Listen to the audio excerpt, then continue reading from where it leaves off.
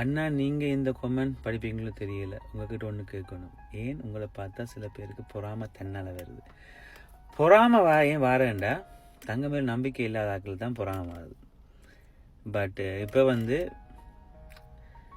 சில விஷயத்த பார்ப்பேன். இப்போ நானே எத்தனையோ பேரை பார்ப்பேன். நிறைய பேர் வீல் சேரில் என்னை விட நல்லா பெர்ஃபார்ம் பண்ணுற ஆட்கள் இருப்பாங்க.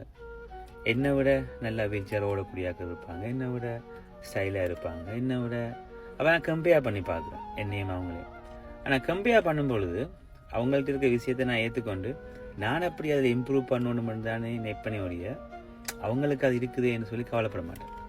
ஏன்னா அவங்களுக்கு அது இருக்குதுன்னு கவலைப்பட்டேன்னு சொன்னால் எங்கிட்ட இருக்கிற விஷயத்தை நான் மிஸ் பண்ணிடுவேன்.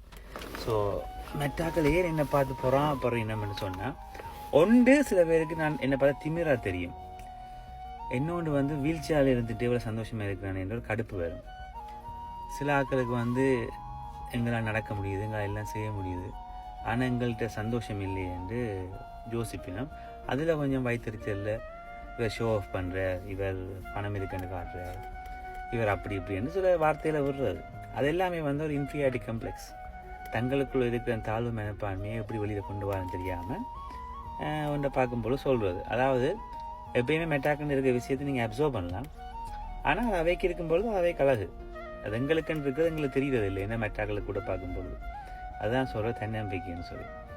அதில் நான் இது எல்லாத்தையும் நான் இவ்வளோத்துக்கு சிரிக்கிறேன்னு சொன்னால் அழுகிற நாட்கள் யாருக்குமே தெரியாது. ஏன் ஒன்னஸ்லி சொல்ல போனால் நித்திரை இல்லாமல் கஷ்டப்படுவேன்.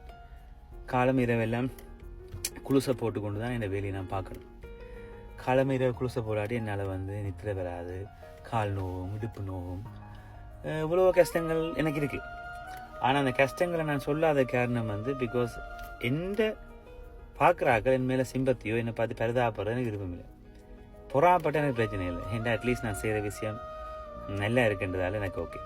பட் பொறாப்படுறதுல எதுவுமே நடக்க போகிறதில்ல. பிகாஸ் அதில் உங்களோட நிலைமை தான் கஷ்டப்பட போகுது. ஸோ உங்களுக்கு என்ன மாதிரி தெரியல. ஸோ ஏன் பொறாப்படுறதுக்கு ரீசன் அவைக்கு அவையுமே நம்பிக்கை இல்லை. மற்றது எப்படி இவரால் சிரிக்க முடியுது? அதே அழுவண்டாண்ணா, கதறி அழுவட்டா, டப்புக்கடா. சிரிக்கிற மூமெண்ட்ஸை மட்டும்தான் நான் உங்களுக்கு காட்டுறது.